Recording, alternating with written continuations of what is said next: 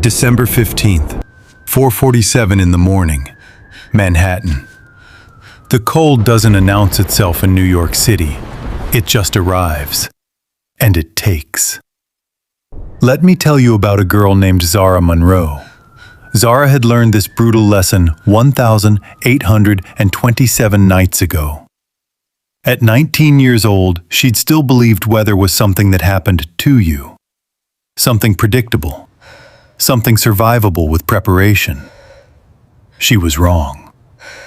The December wind didn't care about the torn army surplus jacket she'd salvaged from behind a Salvation Army dumpster.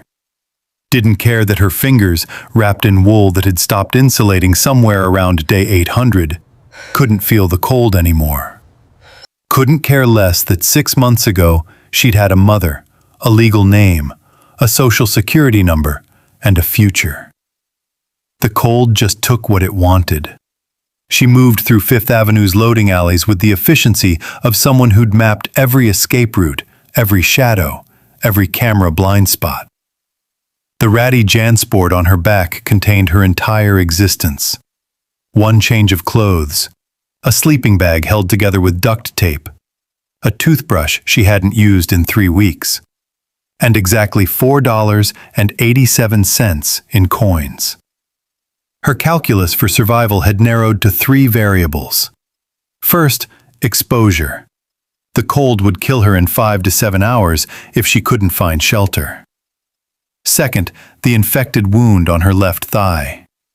She could feel it pulsing beneath the fabric of her pants, warm against the frigid air. She didn't know what necrosis looked like, but she suspected she was about to find out. Third, the cop from the 7-Eleven on 34th Street who'd memorized her face. 3 reasons she might not see sunrise. She stopped. Every survival instinct, honed across nearly 2,000 nights, screamed at her that sounds in alleys meant predators. They meant violence. They meant deals for things that would erase her further than she was already erased. But this sound was different. This was terror. This was small. Against every rule she'd internalized, Zara moved toward the sound. Behind a Bergdorf Goodman loading dumpster, tucked into the corner where the cold collected like predators, was a Korean Jindo dog. Pure white, shaking so violently it seemed the cold was trying to shatter it from the inside out. The dog wore a custom collar, Heiress leather. She recognized it from window shopping, something she'd learned to do instead of sleep. Embedded in the leather was a GPS tracker. The red indicator light blinked once, twice, then died. Dead battery. But the platinum-engraved tag read clearly, BAEK. If found, return to the Langham Fifth Avenue, penthouse suite. Reward, $50,000. Zara's breathing. Calculation.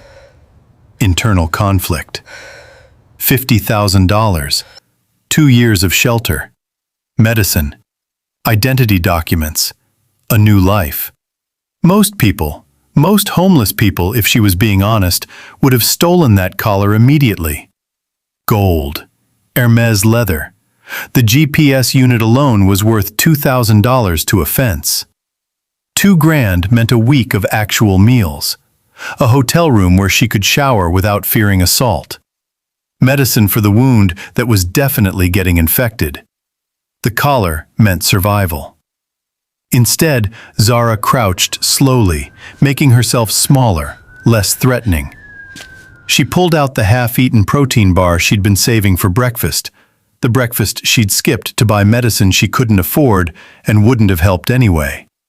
She extended it gently. "It's okay," she whispered. Her voice was raw from the cold and from not speaking to another human in 4 days. "I'm not going to hurt you. I promise." The dog's ears perked up. Something in Zara's tone, genuine warmth beneath the exhaustion, genuine care beneath the survival calculation, broke through its fear. The Jindo crept forward and took the protein bar from her shaking hands. Within minutes, the dog was pressing against her chest, seeking warmth. Zara wrapped her jacket around it, feeling its small heartbeat synchronized with her own. For the first time in 1,827 nights, she wasn't invisible to something. She was needed. And sometimes, being needed is the only thing that keeps you alive. The Langham's lobby was a cathedral built to wealth. Everything curved. Nothing had hard edges. The eye could never rest. It was forced to process more beauty, more expense, more otherness. White orchid arrangements perfumed the air with the scent of money. Baccarat crystal chandeliers hung from ceilings that seemed impossibly high. The floor was Calicut gold marble that reflected everything, demanding to be seen. Zara stepped through the brass revolving doors. The warm air hit her like a physical wall, and for a moment, she forgot how to exist in a space that wasn't hostile. She was immediately aware, viscerally, painfully aware of how she looked. Her dark skin was ashy, gray with weeks of outdoor living. Her hair was matted beneath a stained beanie. The army surplus jacket hung from her shoulders like she was a scarecrow it was struggling to dress. Her fingernails were black with street dirt. Her smell, a complicated mixture of body that hadn't showered in 6 weeks, clothes that had absorbed every scent from every alley, preceded her like a warning. The concierge's face shifted in real time, from professional hospitality to cold calculation, to rejection.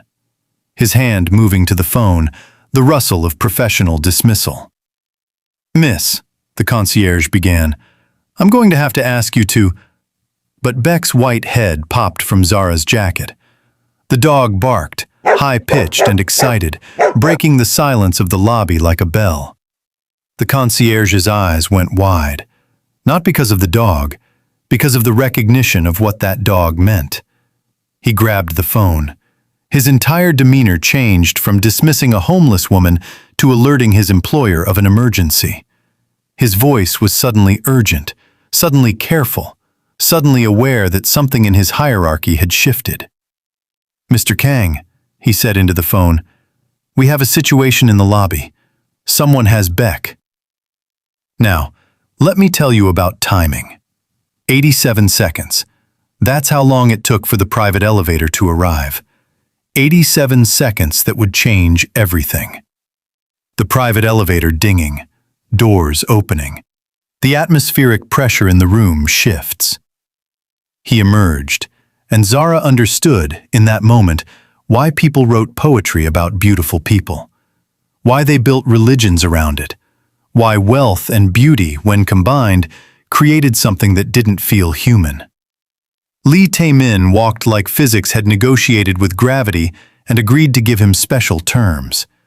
He was tall, easily 6'2", but it wasn't the height that dominated.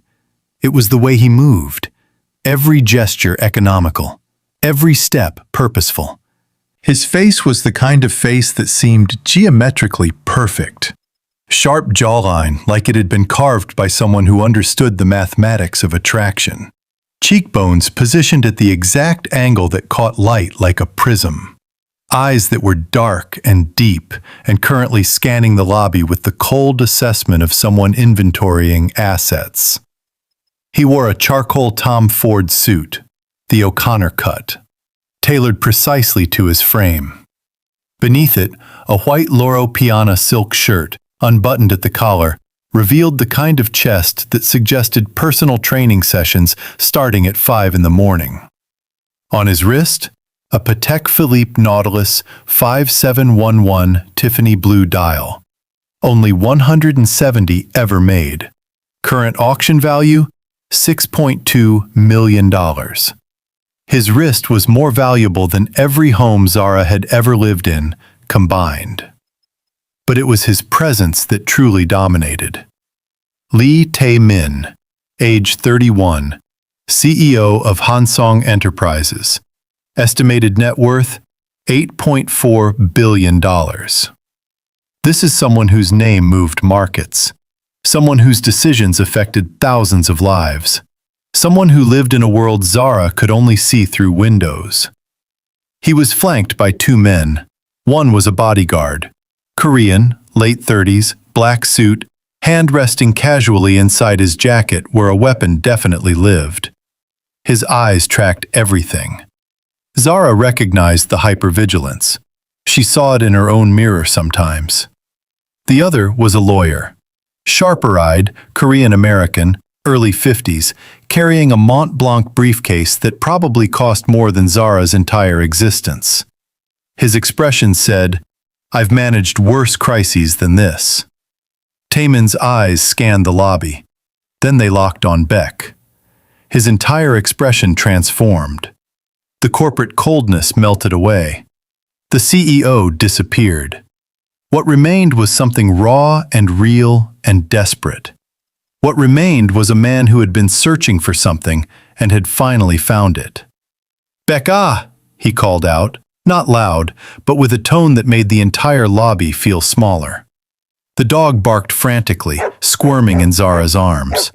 She set Beck down. The dog bolted across the marble floor like it had been launched from a cannon. Tiny white body, pure velocity, pure joy, and leapt into Taemin's arms.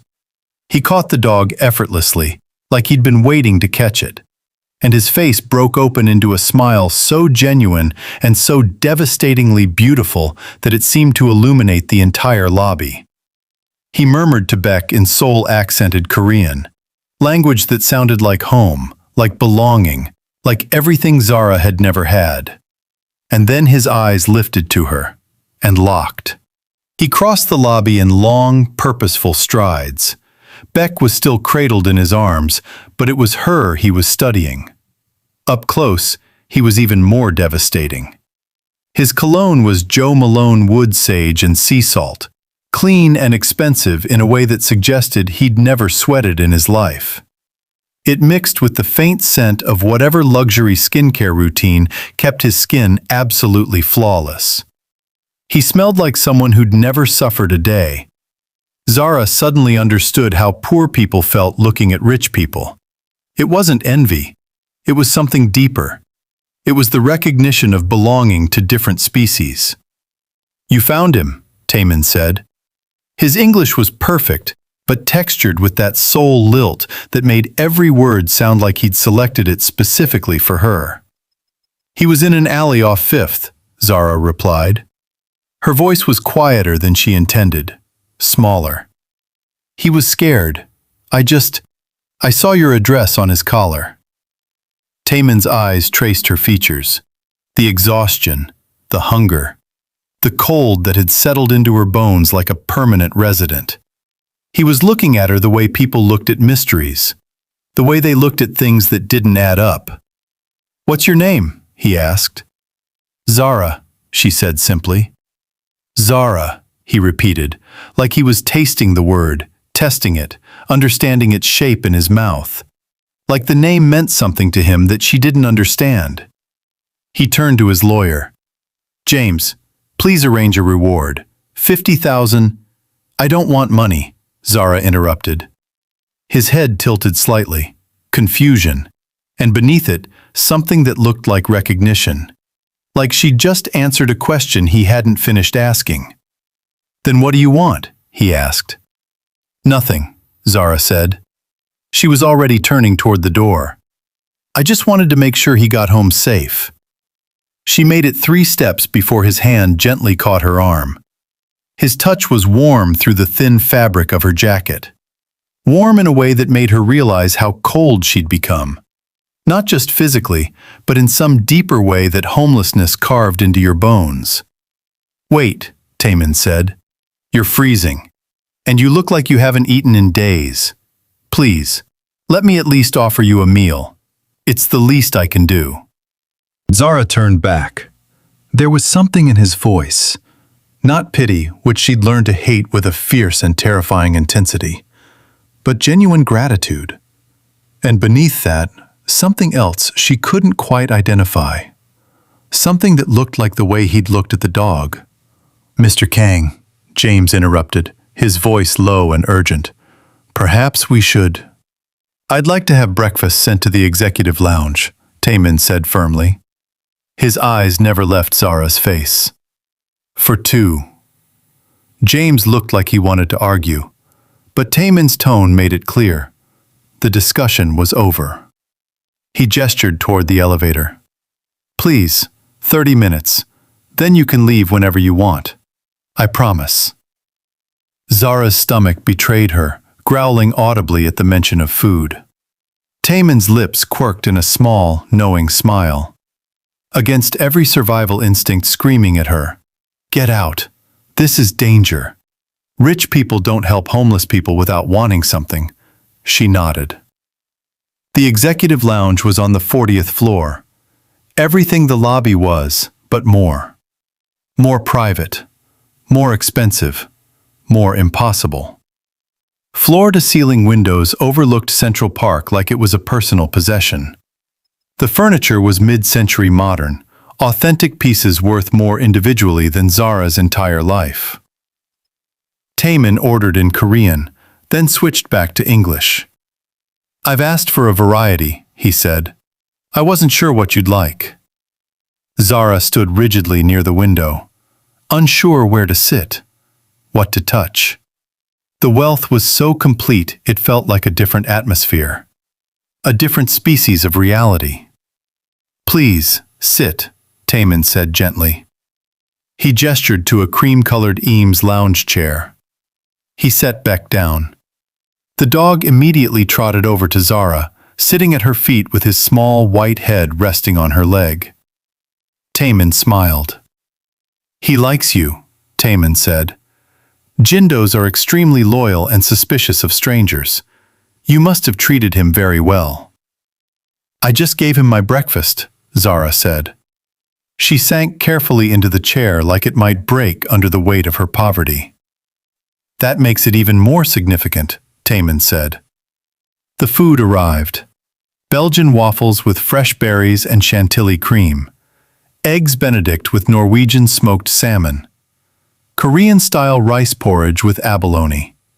Something Zara had never seen served outside of restaurants she'd only looked at through windows. Fresh squeezed orange juice from fruit she could taste the luxury of. French press coffee from Jamaican Blue Mountain beans. A variety she'd read about, never tasted. The smells alone almost made her dizzy. "Please," Taemin said, "eat whatever you want." Zara tried to maintain dignity, tried to eat slowly, tried to be the kind of person who didn't betray their hunger so obviously. Her body overrode her mind. She reached for the rice porridge first. Something warm, something that wouldn't shock her shrunken stomach, something safe. The first bite was heaven. Taemin watched her with those intense dark eyes, but he didn't comment, didn't pity, didn't perform charity.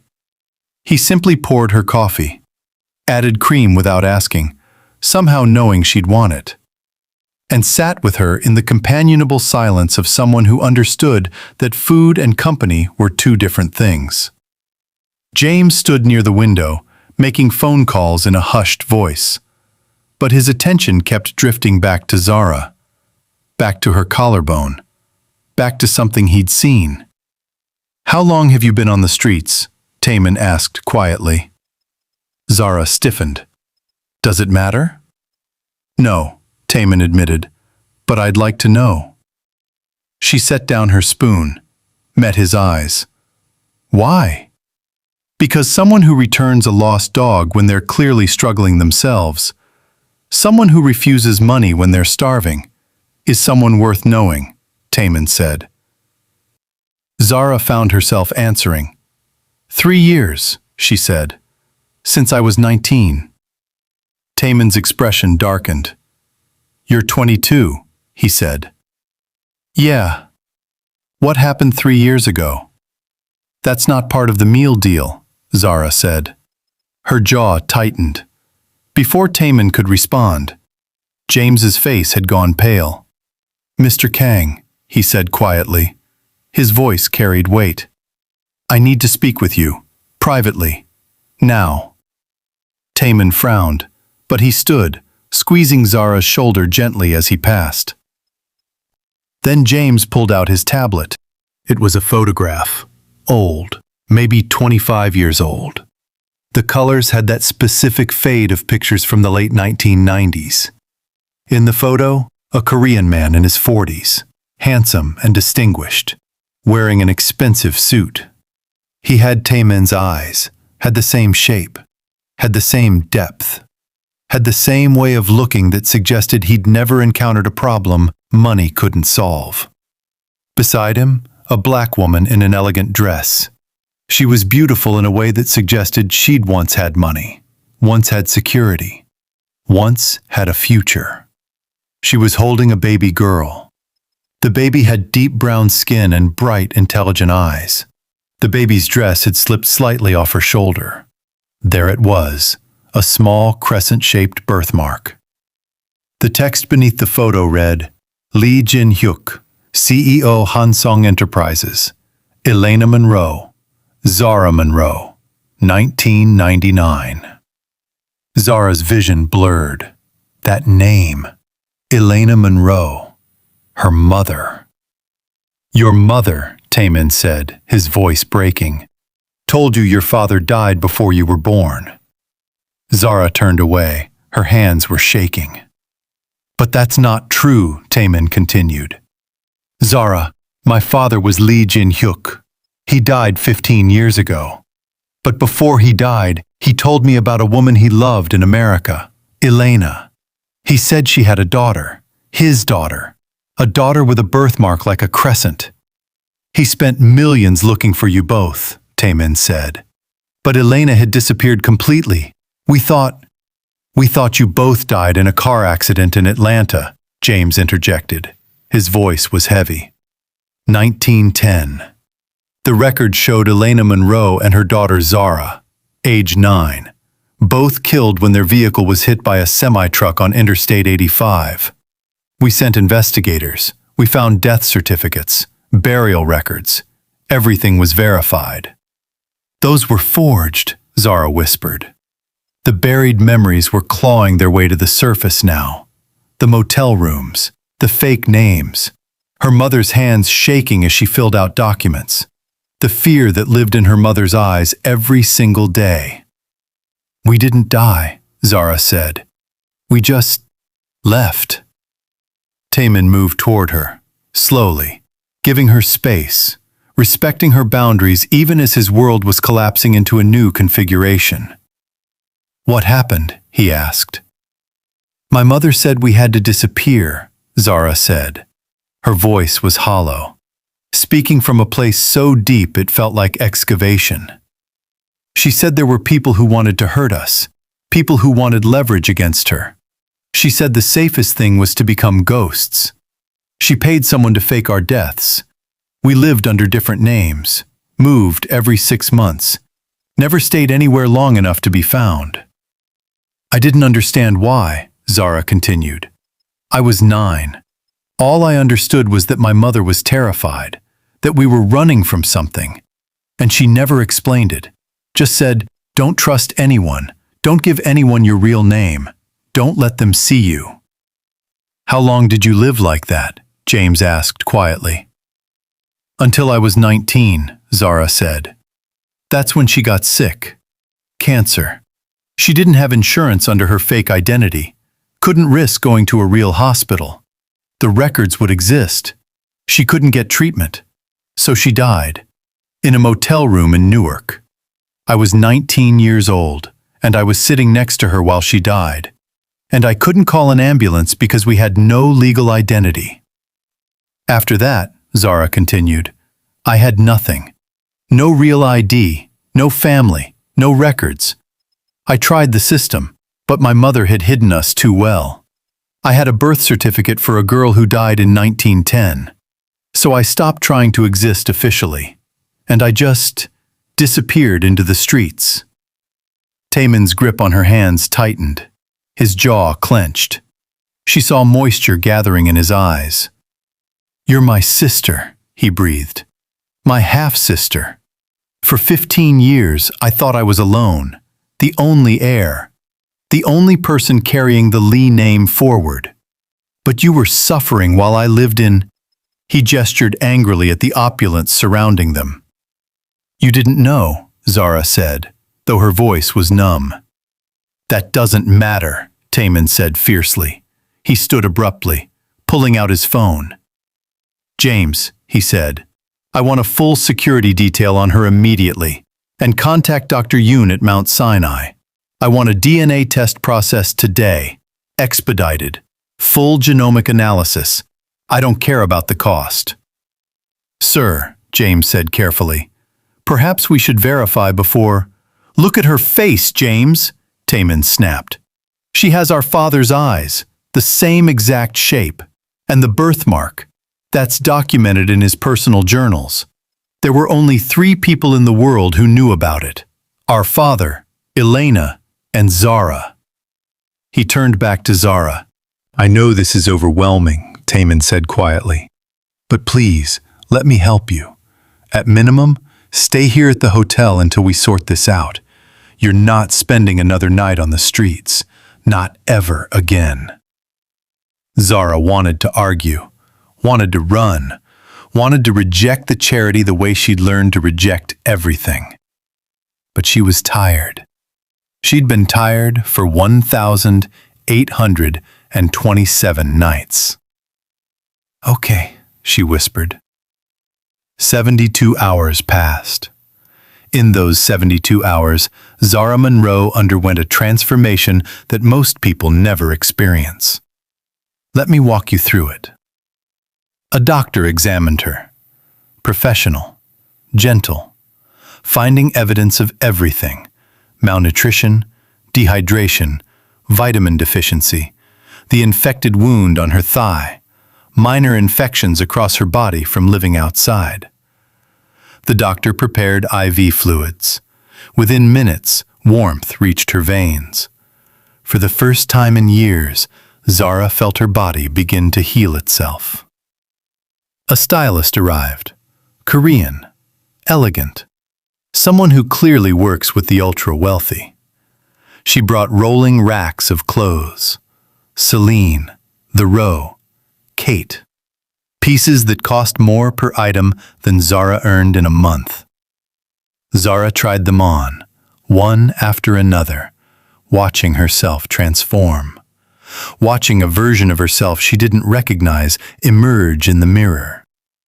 For the first time in years, Zara looked at herself without a grimy gas station bathroom mirror. She saw herself fully, saw how beautiful she is, saw how her father's eyes look in her face, saw her mother in her bone structure. She stood there for a long time, just looking, just recognizing. Taemin was on his laptop, making calls, handling business. Billions in deals, millions in decisions. The sound of someone who solves problems with resources. But his attention kept returning to the doorway, checking on her, making sure she was real. James spread contracts across a table. Quarterly earnings reports, board meeting agendas, Hansong Enterprises documentation, the architecture of inherited wealth, laid out like a puzzle. Zara read, didn't understand everything, but tried. And the dog. Beck slept on a bed that cost more than apartments. But Beck didn't care. Beck just knew. This girl kept him alive. This girl gave him her food. This girl is now his human, and he will not leave her. Zara slept peacefully for the first time in years, her hand on the dog's warmth. Finally safe.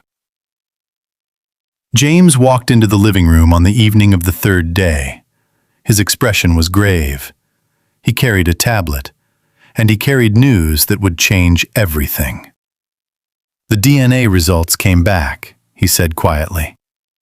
Taemin closed his laptop slowly. Zara set down her document. They're conclusive, James continued. You and Mr. Kang share a biological father. Probability?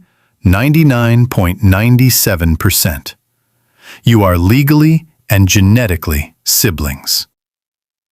You're my sister, Taemin said. His voice was thick.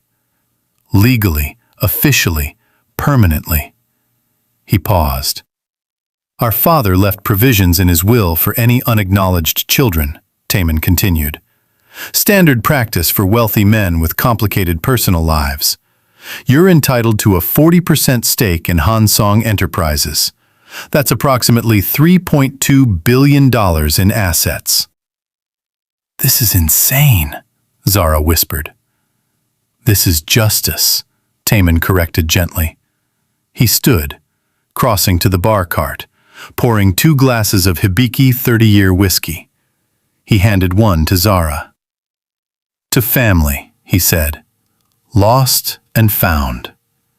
She clinked her glass against his. The crystal sang. The whiskey burned perfectly. There's something else, James said, his tone darkening like weather shifting. He pulled out his tablet again, showing them a police report from 1910. Zara's hands tightened on her whiskey glass as she read the words. Elena Monroe filed reports of stalking and harassment in the months preceding her disappearance. The suspect was never identified, but according to her statements, she believed the incidents were connected to her ex-partner's business rivals, specifically the Nakamoto Group. Taemin's expression turned to ice. The Nakamoto family, he said quietly. They were Hansong's primary competitors for the Seoul port contracts. When our father awarded the contract to a different company as a neutral move to demonstrate fairness, the Nakamotos lost billions. There were rumors they blamed him, that they wanted revenge. After Lee Jin-hyuk's death, those rumors faded. No one suspected a second target. Your mother was protecting you, James said to Zara. She knew if she stayed connected to the Lee family, you'd both be targets. Or worse, loose ends. Zara's hands clenched. So she sacrificed everything, Zara said.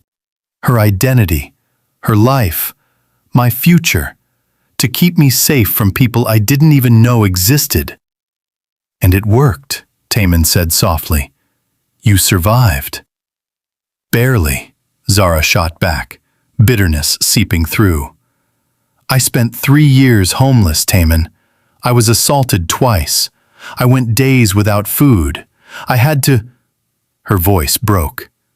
Taemin moved to her side immediately, pulling her into an embrace. She stiffened at first, unused to comfort, unused to physical affection that wasn't predatory. For the first time since her mother died, she allowed herself to grieve. When Zara finally pulled back, wiping her eyes, James cleared his throat. His voice had changed. It was no longer carrying news, it was carrying warning. There's one more thing, he said. His voice carried weight. The temperature in the room dropped. The Nakamotos know you're alive, James said. What? Taemin's protective posture immediately shifted to predatory. The DNA test went through a private lab. Someone flagged it. We had a data breach. Whoever the Nakamotos have on the inside, and they do have someone, saw the match between you and Zara. They know she exists, and they know she's here. In the penthouse, at the Langham. How much time do we have? Taemin demanded. Unknown, James admitted. But I'd recommend moving her to a more secure location. The Plaza Suite has better defensive architecture, better security protocols, better... No, Taemin interrupted. His voice had gone cold, corporate predator cold. We're not running. I ran from this family's problems when I buried them. That cost me my sister. My father ran from this conflict by appeasing the Nakamotos, and it cost him his life. He turned to face James directly. We're done running, Taemin said. His voice was ice. We end this. Here. Now. Before they decide to make another move. He looked at Zara. But first, he said. "I have to ask you something, and I need you to answer honestly." Zara nodded, waiting. "Are you ready for this?" Taemin asked. "Because once we step out of this penthouse, once we engage with the Nakamotos, there's no going back to invisibility. You'll be visible. You'll be known. You'll be targeted." Zara thought about the cold streets, the hunger, the violence that had become normal. 3 years of surviving when no one cared if she lived or died. Then she thought about her mother, who'd sacrificed everything to keep her safe from enemies she didn't even understand. "I've been invisible my whole life," Zara said quietly. "I think it's time people saw me coming." Taemin had left for Seoul at dawn. He'd left her with Marcus, Secret Service trained, permanently stationed by the elevator, with James, handling the legal implications and defensive strategy, with Beck, who would not leave her side, and with instructions. Before he left, Taemin pulled her aside. His voice was low and serious. "If anything feels wrong," he said, "anything at all, you tell Marcus immediately. You don't negotiate, you don't investigate. You report and you move. Understand?" She understood. The penthouse felt cavernous without Taemin's presence. Marcus stood by the elevator, earpiece in, eyes constantly scanning. At 2:47 in the afternoon, the elevator chimed. A man in a building maintenance uniform stepped out. Gray shirt with the building logo. Utility belt. Toolbox. Brooklyn accent. Complete with the kind of casual certainty that comes with fake credentials. "Got a call about an HVAC issue in this unit," he said. "Got it on the work order. You want me to come back?" James looked up from his phone call. "We didn't request maintenance," James said. "Boss says it's on the list," the man shrugged. "Building management called it in." James hesitated, made a decision that would matter more than he knew. "Go ahead, check it out." The maintenance man nodded and crossed the living room toward the air vents. And Zara watched him move, and something screamed inside her. 3 years on the streets had taught her to recognize predators, had taught her to distinguish between authentic and performance. This man was performing too well. His movements were too precise, too aware of sightlines. His eyes swept the room in a tactical pattern, not a service worker's casual glance, but a military assessment. His hand positioning was wrong. His posture was wrong. Everything about him screamed trained operative. This was a hunter. The man crouched beside the vent, setting down his toolbox with careful precision. His hand moved inside. But instead of tools, instead of anything you'd expect from maintenance, it emerged with something that changed everything. A compact Heckler & Koch VP9 SK pistol with a suppressor. "Gun!" Zara shouted. Marcus spun, fast, training taking over immediately, hand reaching for his weapon in the same instant. But the fake maintenance man was faster. He'd trained for this. He'd practiced this. He'd rehearsed this moment 100 times. He fired twice. Marcus's body armor absorbed the first shot. Zara heard the impact, heard the grunt of pain as the round transferred its kinetic energy through the ceramic plates. But the second shot didn't hit the armor. It caught him in the thigh. His body collapsed onto the marble floor. Blood began spreading beneath him immediately. James dove behind the couch, yelling into his phone for backup, for help, for anyone who could possibly save this moment. The gunman turned his weapon toward Zara. "Don't move, Miss Monroe," he said. His voice was cold, professional, someone who was very good at this. "My employer wants to talk to you. This can be easy or very difficult." Zara raised her hands slowly, but her mind was ice cold. 3 years on the streets had taught her that predators expected fear to mean paralysis, that panic meant surrender, that women would automatically comply. They were always wrong. The best predators were overconfident. The best predators made mistakes. This one was about to make the biggest mistake of his life. "Who sent you?" Zara asked. Her voice was steady despite the adrenaline. The gunman smiled, like she'd confirmed something he'd already known. "Does it matter? You're coming with me." "Nakamoto," Zara said. "They sent you to grab me. Use me as leverage against my brother." "Smart girl," he said. "Now move toward the elevator, slowly." Zara took a step forward, then another.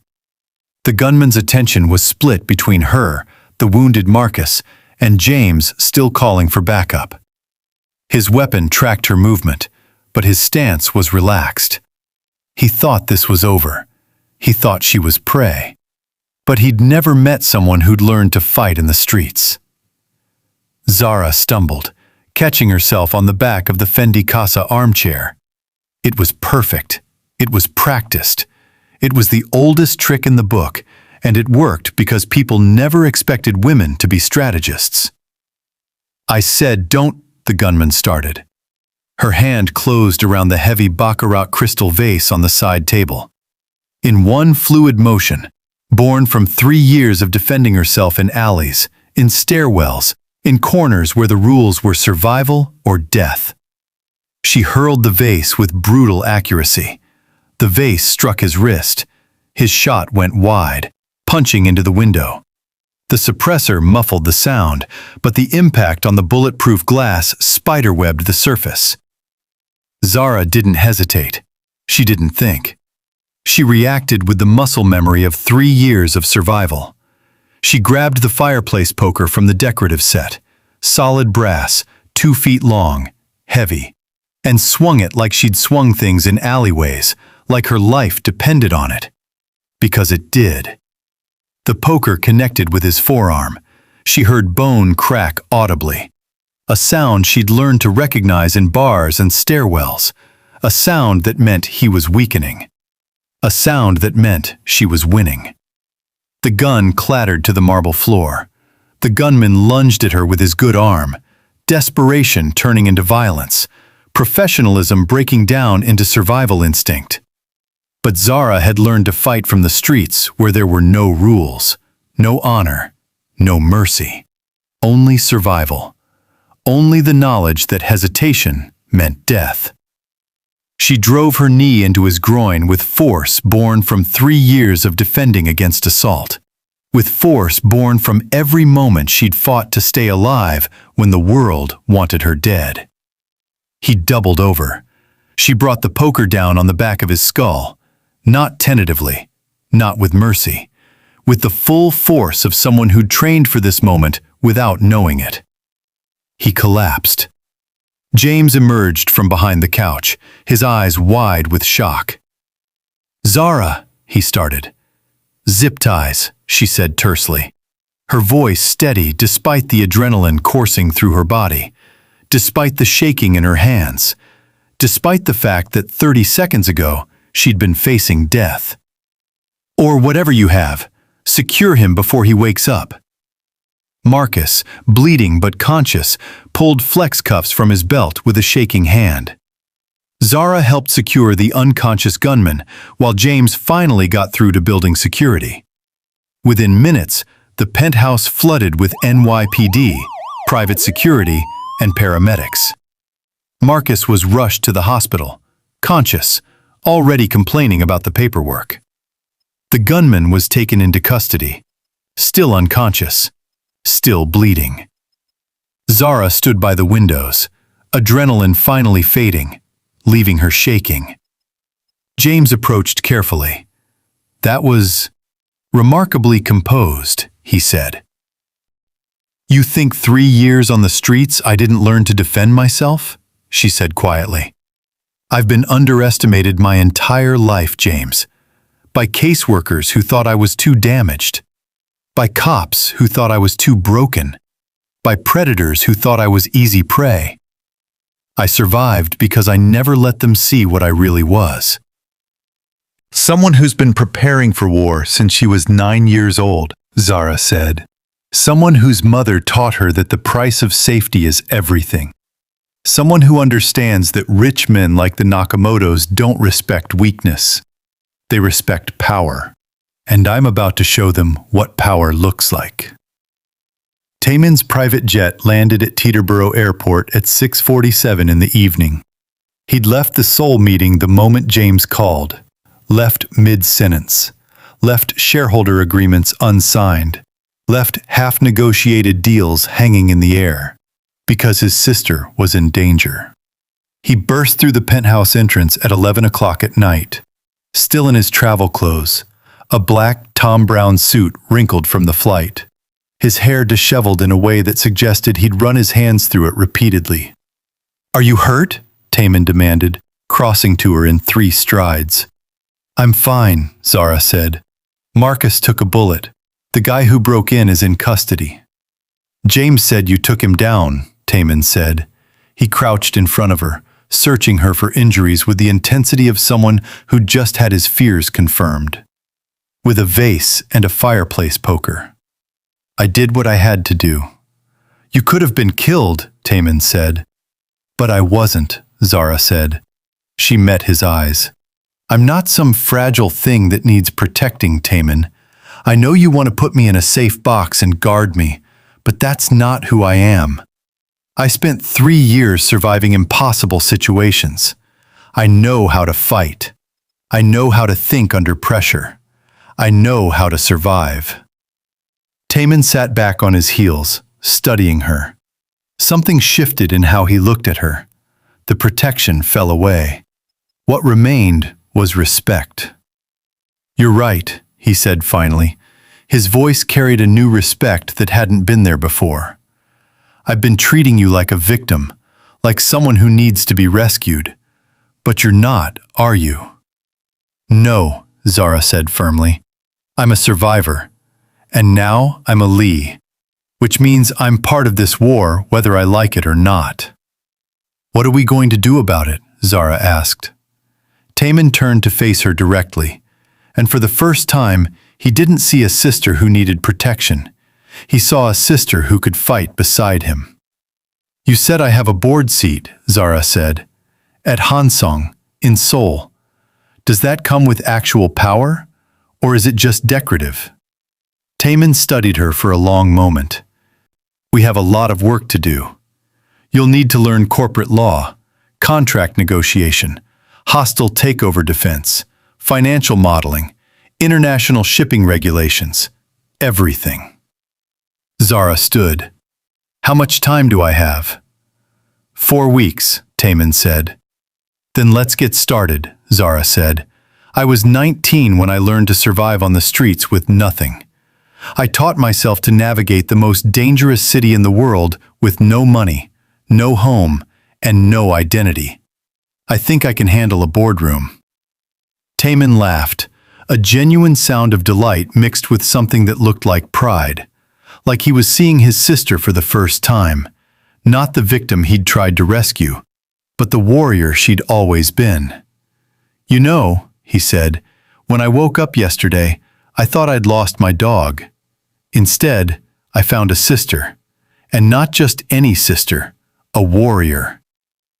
Let me tell you what happened in that week. 1 week passed. 1 week that would transform Zara from someone learning to survive into someone learning to dominate. She was surrounded by books, corporate law, contract structure, securities regulation. Her hands covered in notes, her mind absorbing, connecting, understanding the architecture of wealth and power, the language of money, the rules of the game that had always excluded her. James taught her to read balance sheets, quarterly earnings, revenue streams, port facility costs. She was learning not just the numbers, but the strategy behind them. Taemin walked her through board dynamics, power structures, how to read a room, how to identify allies and enemies before anyone speaks, how to command respect in a corporate space, how to make people listen when you speak, how to make your presence felt even when you're silent. A designer worked with her to create a boardroom wardrobe, not to make her look like anyone else, but to make her unmistakably powerful. Tailored Tom Brown, Tom Ford. Minimal jewelry, maximum presence. Clothes that said, "I belong here." Zara moved through Incheon Airport. She wore a charcoal Tom Brown suit, tailored precisely to her frame, structured in a way that said, "I belong here." Beneath it, a white silk shirt. On her wrist, a Jaeger-LeCoultre Reverso watch. Classic, elegant, understated power. Her hair was braided in a way that said precision. Her posture said confidence. Her walk said, "I know exactly where I'm going and why." 3 weeks ago, she'd been invisible. She was no longer someone to be guarded. She was someone to be informed, someone to be consulted, a partner. Taemin waited at the private elevator to the penthouse suite, their penthouse suite now. He was dressed in a Tom Ford suit that probably cost more than the entire GDP of small countries. But when he saw Zara, his expression shifted from corporate CEO to something warmer. Something that had nothing to do with power or money. Pride, family, love. "Ready?" he asked, offering his hand. The elevator closed on Incheon Airport's lobby. And somewhere in Seoul, in a corporate tower controlled by the Nakamoto family, someone was about to learn a very important lesson. Never underestimate the people you've tried to erase. They have nothing to lose. They have everything to gain. A homeless girl returned a lost dog. She asked for nothing, she expected nothing, but in that single act of kindness, she unlocked a legacy she didn't know she had. She found family. She found truth. She found power. And she was about to teach an entire corporation what happens when you underestimate the people society has taught to be invisible. Subscribe for Part 2, The Board Meeting, where Zara Lee faces the Nakamoto family and chooses her first battle, where she walks into the boardroom that was never meant for her, where she shows the world exactly who she is. This is the story of how the invisible became unmissable. This is the story of how a girl with nothing became a woman with everything to lose, and exactly because of that, everything to fight for. Thanks for watching. I will see you in the next one.